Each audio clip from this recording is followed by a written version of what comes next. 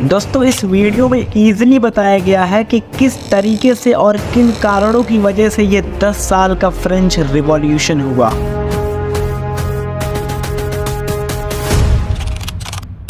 जय हिंद दोस्तों, आज की इस वीडियो में हम देखेंगे द फ्रेंच रिवॉल्यूशन।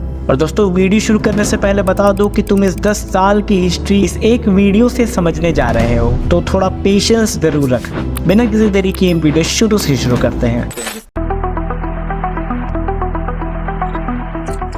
बेसिकली दोस्तों फ्रेंच रिवॉल्यूशन एक 10 साल के टाइम पीरियड का इवेंट है जो कि 1789 से 1799 तक चला था। और इस रिवॉल्यूशन से कई सामाजिक और राजनीतिक बदलाव आए हैं जिनके कारण पूरे मॉडर्न वर्ल्ड पे काफ़ी ज़्यादा प्रभाव पड़ा है। और दोस्तों इस रिवॉल्यूशन के ओवरव्यू की बात करें तो शुरुआत में फ्रांस में मोनार्की चलती थी, जिसके बाद वो एक रिपब्लिक बन जाता है और आने वाले समय में वहाँ पर कई कॉन्स्टिट्यूशनल रूल आते हैं और अंत में नेपोलियन की डिक्टेटरशिप यानी तानाशाही देखने को मिलती है। और इसी टाइम पीरियड को हम फ्रेंच रिवॉल्यूशन कहते हैं। लेकिन दोस्तों यहाँ पर सवाल आता है कि इतना बड़ा रिवॉल्यूशन आखिर हुआ क्यों। तो दोस्तों सबसे पहले हम फ्रेंच रिवॉल्यूशन के काउजेस को देखेंगे।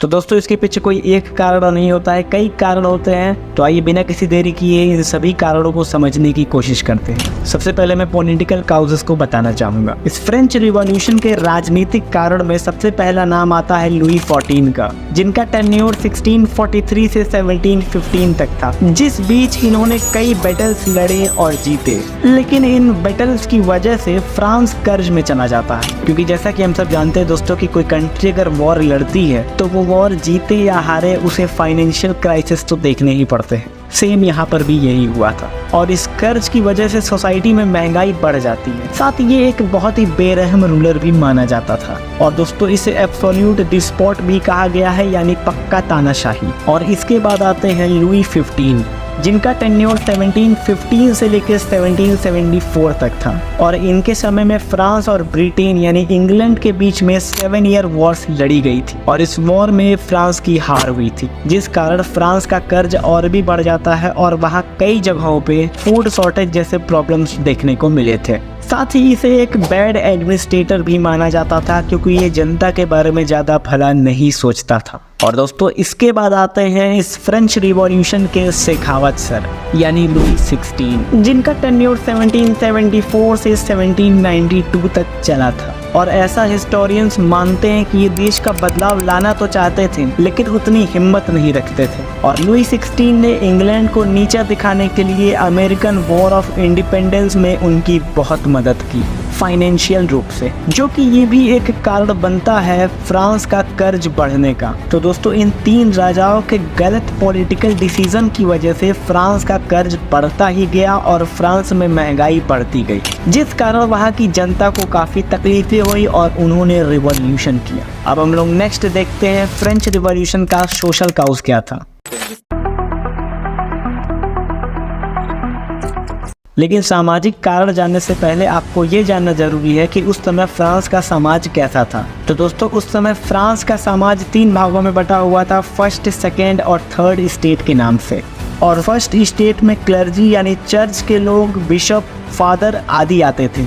साथ ही इनकी संख्या लगभग 1 लाख थी और उस समय इनके पास या कह सकते हैं चर्च के पास फ्रांस की 10% ज़मीन हुआ करती थी। और सेकेंड स्टेट में नोबिलिटी आती यानी रॉयल फैमिली वाले लोग। हाँ, लेकिन ये राजाओं के घर से नहीं हुआ करते थे। और उस समय फ्रांस में इनकी संख्या थी लगभग 4 लाख की और इन्हें फ्रांस का 25% लैंड दिया गया था। और इनके बाद आता है हमारा अब थर्ड स्टेट, जिनमें बेसिकली फार्मर, आर्टिसंस यानी कारागार, factory worker, traders, public official, साथ ही लॉयर और कई पढ़े लिखे वर्ग के लोग भी आया करते थे। और इनकी पॉपुलेशन 95% यानी उस समय लगभग 2.5 करोड़ लोग हुआ करते थे ये। और दोस्तों जैसा कि मैंने बताया कि इन्हीं लोगों के बीच कुछ एजुकेटेड मिडिल क्लास थे, जैसे कि लॉयर, अकाउंटेंट आदि, और इन लोगों को बर्जुआसी कहा जाता था। तो दोस्तों ये हमने फ्रांस का समाज देखा। अब सामाजिक कारण देखिए फ्रेंच रिवॉल्यूशन का। सबसे पहले ये बता दो कि उस समय किंग द्वारा फर्स्ट और सेकंड स्टेट में जितने लोग आते थे उनके ऊपर कोई टैक्स नहीं लगाया गया था, जबकि थर्ड स्टेट पे बहुत ज्यादा टैक्स लगाया गया था। और यही भेदभाव एक सामाजिक कारण बनता है फ्रेंच रिवॉल्यूशन का। और दोस्तों फ्रेंच रिवॉल्यूशन का तीसरा कारण माना जाता है इकोनॉमिक काउस को। देखो एक्चुअल में फ्रांस की पॉपुलेशन 1700 एडी में 2 करोड़ यानी 20 मिलियन थी और 1789 में अप्रॉक्स 28 मिलियन पहुंच चुकी थी। लेकिन जितना फूड तब प्रोडक्ट होता था उतना ही फूड का प्रोडक्शन अभी भी होता था, क्योंकि इस बीच जितने भी किंग्स आते गए उनमें से किसी ने भी एग्रीकल्चर पे काम नहीं किया था और इसी कारण फ्रांस के मार्केट में आए दिन रेट बढ़ता रहता था। और दोस्तों इसी बीच अराउंड 1789 में फ्रांस में एक बहुत ही खतरनाक विंटर पड़ती है जो कि अनाज को काफ़ी नुकसान पहुंचा देती है, जिस कारण इमीडिएट फूड का प्राइस बढ़ा और फ्रांस के कई हिस्सों में भुखमरी देखने को मिली। और दोस्तों यही एक बहुत बड़ा इकोनॉमिक यानी आर्थिक कारण बनता है फ्रेंच रिवॉल्यूशन का। अब दोस्तों लास्ट है हमारा इंटेलेक्चुअल काउस।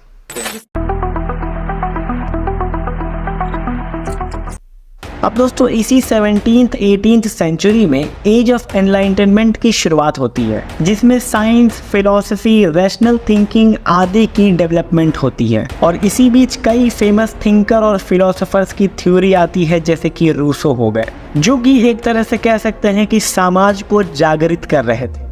यानी कि दोस्तों अब इस इंटेलेक्चुअल से मेरा मतलब ये है कि अब समाज में न्यूज़पेपर पढ़ा जाता था, जिस कारण अब समाज में भी डिबेट बैठनी शुरू हो चुकी थी। और दोस्तों इसी इंटेलेक्चुअल काउस की वजह से सोसाइटी के इंडिविजुअल्स डेमोक्रेसी की ओर बढ़ रहे थे, जो कि बहुत ही इंपॉर्टेंट काउस था फ्रेंच रिवॉल्यूशन के। आई होप दोस्तों आप ये बात तो समझ ही चुके होंगे कि ये फ्रेंच रिवॉल्यूशन किसी एक इमीडिएट कारण की वजह से नहीं हुआ था। ये पिछले 50-100 साल से जितना भी समाज झेल रहा था, चाहे वो पॉलिटिकल हो गया, सोशल हो गया, इकोनॉमिक हो गया या इंटेलेक्चुअल काउस हो गया, इन्हीं सब कारणों की वजह से यहाँ पर फ्रेंच रिवॉल्यूशन। देखिए इस फ्रेंच रिवॉल्यूशन के 10 साल के इम्पोर्टेंट इवेंट्स को देख लेते हैं।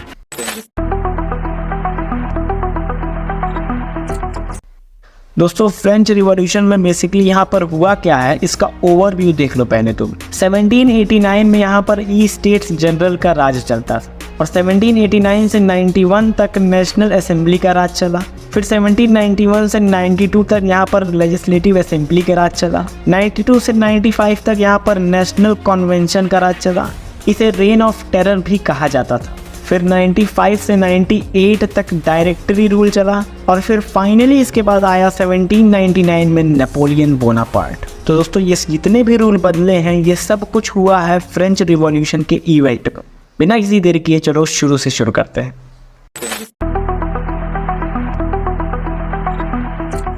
अब दोस्तों बढ़ते टैक्स को देखते हुए किंग लुई 16 ने 5 मई 1789 को वर्साइल के पैलेस में एक मीटिंग बुलाई, जिसमें ये तीनों क्लास के ई स्टेट्स के जनरल्स आए थे, जिसमें फर्स्ट और सेकंड क्लास के जनरल्स की संख्या 300 और थर्ड क्लास के जनरल्स की संख्या 600 थी। दोस्तों यहाँ पे जनरल से मतलब कोई आर्मी लीडर नहीं है, बल्कि ये एक जनता के रिप्रेजेंटेटिव है। और इस मीटिंग को इसलिए बुलाया गया था ताकि ये लोग फ्रांस के फाइनेंशियल क्राइसिस को सॉल्व कर सके। और इस मीटिंग में कुछ नहीं हुआ, बस यही हुआ कि लुई 16 ने इन थर्ड क्लास के इंडिविजुअल्स के ऊपर टैक्स और बढ़ा दिया, जिससे वो वहाँ पे इमीडिएट भड़क जाते हैं। लेकिन इस किंग के डिसीजन पे इन तीनों क्लास की मेजॉरिटी भी होनी थी। और अब दोस्तों मेजॉरिटी होती है वोटिंग से, और वोटिंग की बात करें तो यहाँ पे वोटिंग सिस्टम कुछ अलग ही था। यहाँ पर वोटिंग सिस्टम कोई एक इंडिविजुअल पे नहीं था, यानी फर्स्ट ई स्टेट अपना एक वोट देगा, सेकेंड अपना और थर्ड एक अपना, जिससे हमेशा ये फर्स्ट और सेकेंड स्टेट के इंडिविजुअल्स मेजॉरिटी में रहते थे। लेकिन अब यहाँ पे हुआ क्या कि थर्ड स्टेट के जनरल्स ने लुई 16 से कहा कि आप ऐसे वोट नहीं लीजिए, बल्कि एक ही इंडिविजुअल से उसका पर्सनल वोट लीजिए। लेकिन लुई 16 इसको डायरेक्टली मना कर देता है, जिसके बाद ये 600 लोगों की भीड़ गुस्से में आ जाती है और वहीं पे खुद को नेशनल असेंबली के नाम से डिक्लेयर कर देती है। लेकिन लुई 16 ने इन्हें वर्साइल के मेन हॉल में कैद करवा दिया, यानी बाहर से ताला मरवा दिया। लेकिन कुछ देर बाद जब वो वहाँ से निकलते हैं तो वो वहाँ से सीधा टेनिस कोर्ट ओथ में चले जाते हैं और फ्रांस में कॉन्स्टिट्यूशन लागू कराने का शपथ लेते हैं। जिसके बाद ये खबर आग की तरह पूरे फ्रांस में फैल रही थी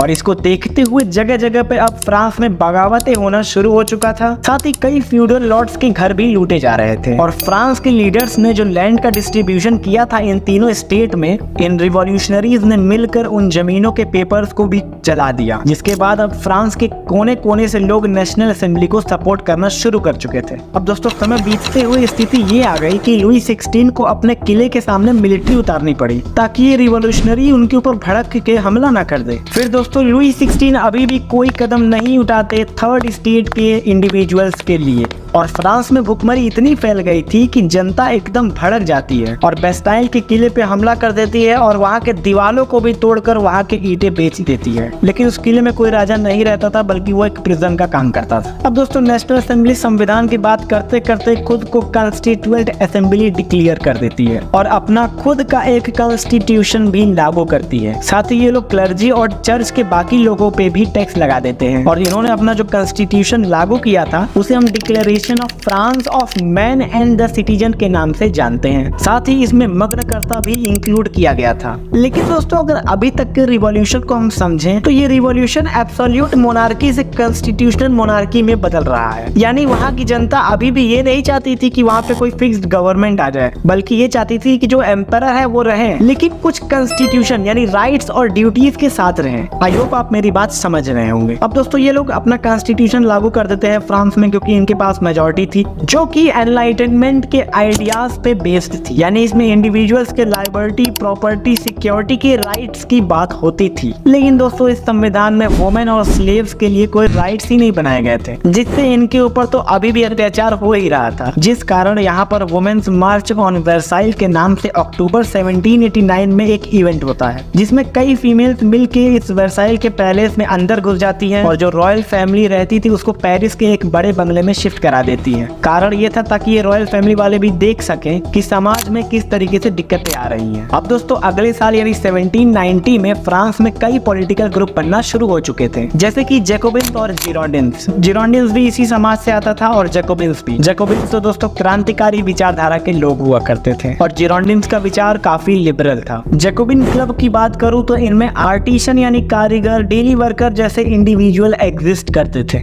और दोस्तों इनका लीडर था मैक्सिमिलियन डी रॉबेस्पियर। अब दोस्तों 1791 में किंग लुई 16 जिनको पेरिस शिफ्ट कर दिया गया था उनकी फैमिली के साथ, वो यहाँ से ऑस्ट्रिया भागना चाहते थे क्योंकि इनकी पत्नी वहीं की थी और ये ऐसा करते भी हैं। लेकिन फ्रांस की जनता इन्हें पकड़ लेती है और अब जनता इसको देखकर ये समझ जाती है कि इस राजा को क्रांति से कोई मतलब नहीं है, जिस कारण अब यहाँ पे प्रोटेस्ट में वायलेंस काफी ज्यादा देखने को मिलने लगा था। और अब दोस्तों सितंबर में नया कॉन्स्टिट्यूशन बन जाता है और फ्रांस में लेजिस्लेटिव असेंबली चलने लगती है और दोस्तों इस कॉन्स्टिट्यूशन में किंग को हेड ऑफ स्टेट ही बताया गया था। लेकिन दोस्तों इस कॉन्स्टिट्यूशन पे इतनी कंट्रोवर्सी होने लगी कि इसे एक ही साल में भंग करना पड़ा और ये सब देखते हुए ऑस्ट्रिया जो कि ससुराल था लुई 16 का और प्रशिया ने फ्रांस पे पिलर्स की घोषणा की, जिसमें इन लोगों ने डायरेक्टली बोल दिया कि हम इस रिवॉल्यूशन को बंद करा देंगे और फिर से पहले जैसा लागू कर देंगे। ऑस्ट्रिया और प्रशिया पे अटैक कराया जाता है और इधर पेरिस में लुई 16 के ऊपर जनता द्वारा अटैक होता है, जिससे ये राजा भाग के मदद मांगता है कॉन्स्टिट्यूएंट असेंबली से। लेकिन अब कॉन्स्टिट्यूएंट असेंबली ने घोषणा कर दिया कि अब फ्रांस में राजा और राजशाही खत्म। और अब इसी के साथ अगस्त 1792 को फ्रांस में मोनार्की खत्म हो जाती है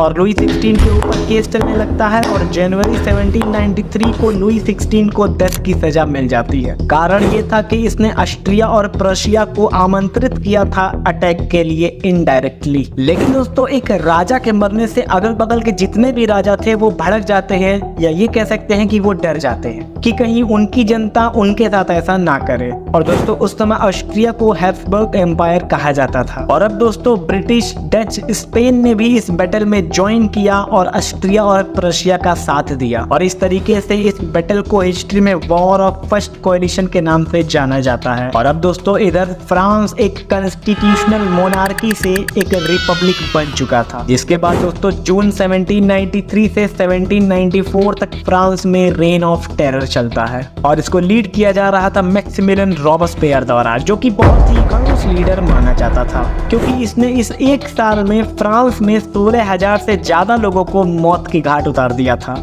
जो इस रिवॉल्यूशन के खिलाफ थे। साथ ही इसने कई चर्च को डिमोलिश और लॉक करा दिया। तो दोस्तों एक हिसाब से देखा जाए तो ये भी इंडिपेंडेंस चाहता था, लेकिन काफी वायलेंट के रास्ते से चलकर।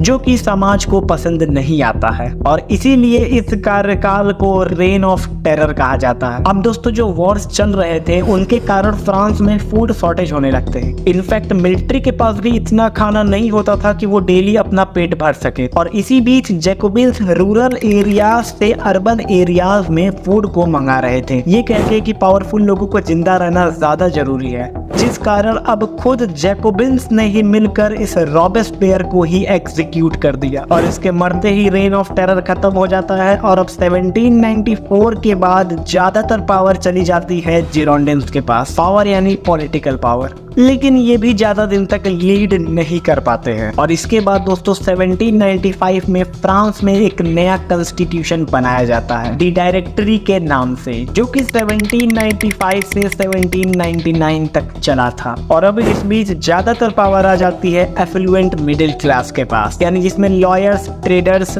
आदि हुआ करते थे, जो कि थर्ड स्टेट से आते थे और थोड़े पढ़े लिखे वर्ग के होते थे। और अब इन लोगों ने कहा कि वोट देने का हक सिर्फ उनको मिलेगा जिनके पास फ्रांस में प्रॉपर्टी होगी। साथ ही इनके ही टेन्योर में एग्जीक्यूटिव बॉडी को बनाया गया था, जो कि एक पार्ट था गवर्नमेंट का, जिसमें 5 डायरेक्टर्स आते थे। और दोस्तों अब फ्रांस जो वॉर चल रही थी उसमें काफी पीछे हो चुका था और अब ये वॉर हारने वाला था। मिलिट्री एकदम थक चुकी थी लड़ते लड़ते, जिसके बाद अब ये डायरेक्टर्स एक नौजवान स्ट्रेटेजिक को इस फ्रांस की मिलिट्री का कमांडर बनाते हैं, जिसका नाम था नेपोलियन बोनापार्ट। शुरू में तो इनकी हाइट को लेके इनको क्रिटिसाइज किया जाता है, लेकिन ये जब अपनी मिलिट्री को मोटिवेट करते हैं और उन्हें स्ट्रेटेजी बताते हैं, तब इनकी मिलिट्री को एक बहुत ही बेहतरीन बूस्ट मिलता है। इसके बाद ये वॉर ऑफ कोएलिशन में काफी खतरनाक तरीके से लड़ते हैं और अंत में इटली और ऑस्ट्रिया के मिलिट्री को अपने स्ट्रेटेजी से डिफीट करते हुए नेपोलियन पूरे फ्रांस का हीरो बन जाता है। फिर दोस्तों समय बीतता जाता है और ऐसे कई बैटल्स नेपोलियन जिताता है, जिस कारण समाज इसको काफी पसंद कर रही थी और ये डायरेक्टर्स भी इसके ऊपर काफी भरोसा करने लगे थे। इसकी हिस्ट्री दोस्तों मैं नेक्स्ट वीडियो में बताऊंगा। फिर दोस्तों इधर समय बीतता जाता है और अब 1799 तक नेपोलियन